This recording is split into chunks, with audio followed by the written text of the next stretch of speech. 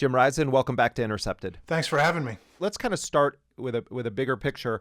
9/11 happens, and it definitely changes the course of your reporting and ends up very quickly putting you in the crosshairs of the Justice Department under Bush and then eventually under Obama.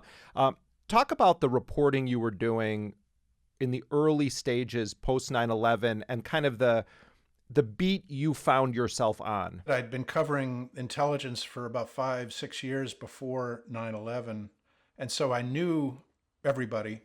I had a lot of sources at that moment, and so it made it much easier for me to start kind of into the whole Al-Qaeda coverage. Today, our fellow citizens, our way of life, our very freedom came under attack in a series of deliberate and deadly terrorist acts. The Bush administration began to use 9/11 as a justification for cracking down or trying to get the press to hold or kill stories. There can be no excuse for anyone entrusted with vital intelligence to leak it, and no excuse for any newspaper to print it. And they began to call the New York Times all the time saying, don't write this story, write this story, don't write this story. And that began to hit me pretty fast. One of the first ones after 9/11 that I was working on was we found out, I think it was in 2002, that the CIA had set up a secret prison in Thailand. And it was the first secret prison. The White House called the Times to kill that story. And that was my first experience with this whole process that later became such a major full court press by the Bush administration. See, what I kind of find amazing about this story and others we're going to get to in a moment about your what happened to a bunch of your stories at the New York Times, where you had very senior people at the New York Times meeting or speaking to administration officials or intelligence officials in secret, sometimes with the understanding that they weren't going to share with you anything about the discussions that they had with government officials, even though you were the reporter on the story. And at the same time, the New York Times was taking information from these, in some cases, very same senior officials and publishing it as part of the administration's drive to war in Iraq. It's because of that. It's why I finally rebelled against the system. You had numerous stories that were either killed or altered as a result of senior people at the New York Times essentially negotiating with the very people you're supposed to be very vigilantly reporting on and holding accountable. Yeah, so I had this person I was talking to, and at some point this source says to me, I know what I think is the biggest secret in the government, but I can't tell you what it is. I'm too nervous. Finally, in the late summer of 2004, I saw this person and I said, "You've got to tell me now. What the hell are you talking about?" And so this whole story just spilled out about the NSA domestic spying program, what we now know as Stellar Wind, which is the basis for the whole post 9/11 surveillance of Americans. But what I want people to understand here, Jim, that I think is so important about your story is that in the case of flawed pre-war intelligence in Iraq, warrantless spying, the vacuuming up of Americans' communications, the vacuuming up of Americans' banking data, you were aware of these activities a decade before Edward Snowden, and a coalition of very powerful government officials and very powerful senior people at the New York Times suppressed your reporting on these vital issues that could have phenomenally changed the public discourse a decade before Edward Snowden's name was known by anyone except his immediate family. Yeah, well, that's pretty much true. I mean, we finally got a lot of it out, but it took a while. Talk about these meetings that, and I'd like you to name the names. Talk about the meetings that senior New York Times people were having with powerful government officials about your reporting. Tell some of those stories and who the characters are. At the time, Bill Keller was the executive editor of the New York Times, and he had made the decision before the election of 2004 not to run the NSA story.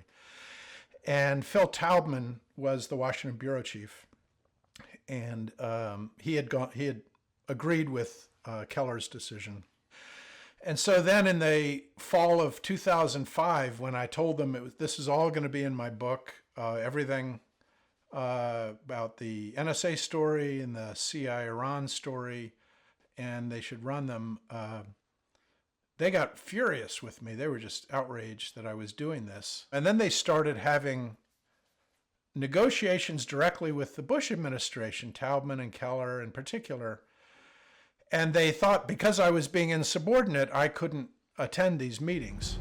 The ground rules of the meeting, which we agreed to, were that it would be off the record because the president wanted to present us with what he said were classified details about the effectiveness of the program that he thought would persuade us not to publish the article. Ultimately, I decided the only way the story would ever see the light was to put it in a book. And I realized that would probably mean I would get fired from the New York Times. I told my wife, I'm probably going to get fired for this. And she said, well, if you don't do it, I won't respect you. So for people that didn't follow this, explain what was happening to you under the Obama administration, the Justice Department at the time, and why you were at risk of potentially going to jail. The New York Times finally ran the NSA story in December 2005, after I told them it was going to be in my book. And then my book, State of War, came out in early January of 2006. One of the stories that had been held by the New York Times that I had put into that was another story. It was about a crazy, screwed up CIA operation involving Iran and its nuclear program. I believe what happened was that the Bush administration started 2 leak investigations, one of the NSA story in the New York Times and a second one about my book. And I know that they had FBI agents talking to people about several different chapters that were in my book that were not in the New York Times. Finally, they decided on the chapter about the CIA Iran story, and they dropped the investigation of the NSA story in the New York Times. What I believe is that the NSA story was what really angered them, but that they didn't want to take on the New York Times in a constitutional showdown over the publication of it. And so I think they were looking for something where they could isolate me. This summer of 2007, we got a FedEx letter from the Justice Department saying, we want to talk to you. We want all your information about your sources on this chapter. And so I got some lawyers involved and began to negotiate with the Bush administration. And finally, I refused to provide them any information. And in January 2008, they subpoenaed me to testify before a grand jury looking into that leak. And I refused to cooperate. The judge, I think she recognized that that was an election year and kind of let the clock play out. I think she figured if Obama wins, he's going to drop this case. And instead, Eric Holder and the new Justice Department said, no, we want to keep this case going. And they issued a new subpoena to me. And so that was my first taste of how the Obama administration was going to continue the post 9/11 world, just pretty much the way Bush had been doing it. This battle that the Obama Justice Department was waging against you in and of itself became a media circus where you had once been the print journalist who watches the pileup of camera people chasing someone. Right. Yeah. And then you had to witness that in your own case from the other side. Yeah, it was bizarre to become a subject of the press. Any comment? I think it's actually good for every journalist to be the subject of a story once. It makes you realize how flawed we are as reporters. For the most part, except for a few print reporters, media reporters, the press ignored my case until 2014 when it went to the Supreme Court. And when the Supreme Court finally had to decide whether to take the case. And that's when it finally started getting a lot of attention. And that was when the Supreme Court refused to take the case. That meant that I was either going to have to testify or go to jail, and I refused to testify. And so there was no more legal options available. And so then the pressure began to build on Eric Holder and the Justice Department of whether they really were going to send me to jail or not.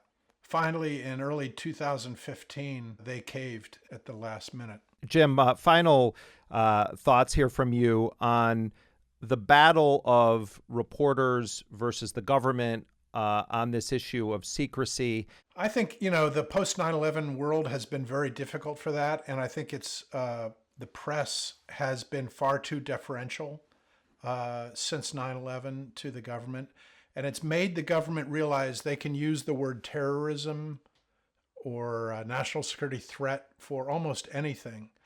And it's made the press much more docile.